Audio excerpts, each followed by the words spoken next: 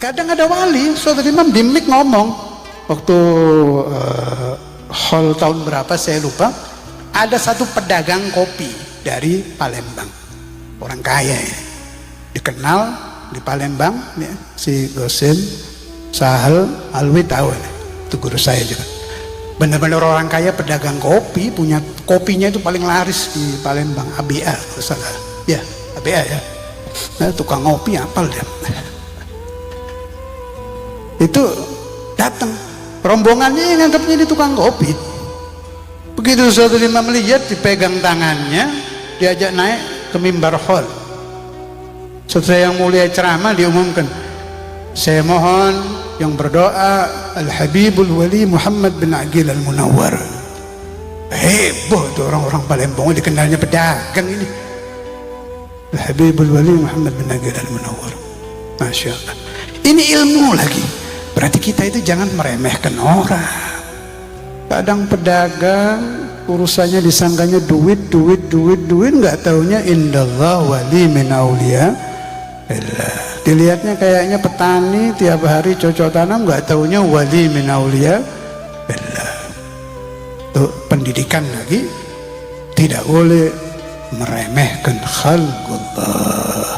Malah kalau kata kitab-kitab Thurga Alawiyah, dipesan mursyid-mursyid Thurga Alawiyah di kitab-kitabnya ya, kalau engkau ingin sampai kepada Allah, letakkan di hatimu setiap ketemu siapapun i'taqid annahul Khadir, bukan wali lagi, ketemu siapapun di hati, jangan-jangan Nabi Hijr ini, jangan-jangan ini Nabi Allah Khadir. Kalau sudah bisa begitu, baru bisa mulai berjalan menuju kepada Allah.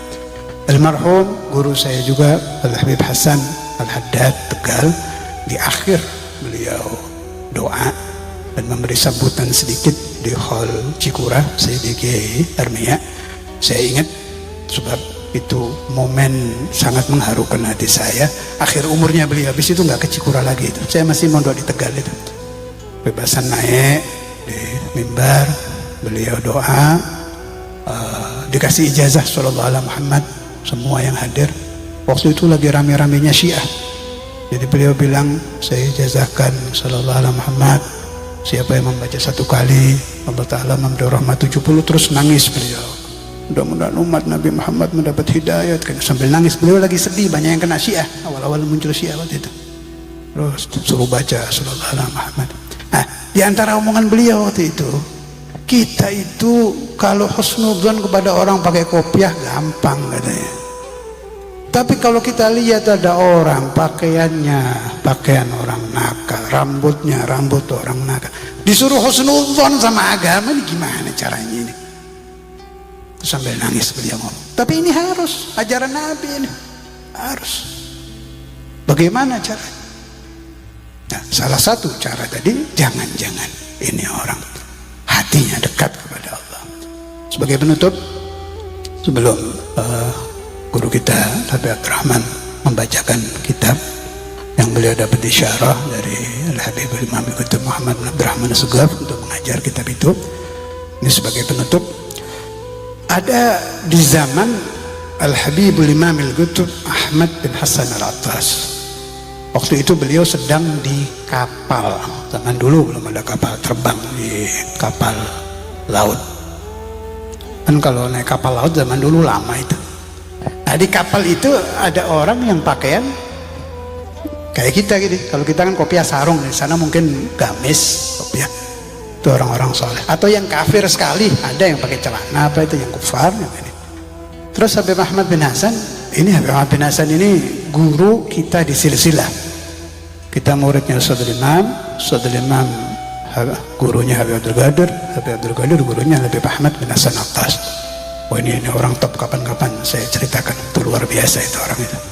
Nah, Habib Ahmad bin Hasan Attas bilang sama yang sebelahnya, syuf fulan, ini beliau buta dari kecil, tapi bisa tahu tuh fulan pakaiannya begini, dibisikin, sampaikan ke dia, anta dhu sariratin hasanah bi rabbik, anta fil khalwah taqulu kada wa kada, kamu itu hatimu baik dengan Allah, kamu sering kalau sedang sendiri mengeluh kepada Allah, ngomong gini-gini. Ini pakaiannya pakaian orang barat, pakaian orang kafir, gak pakai kopiah, pakaian orang barat.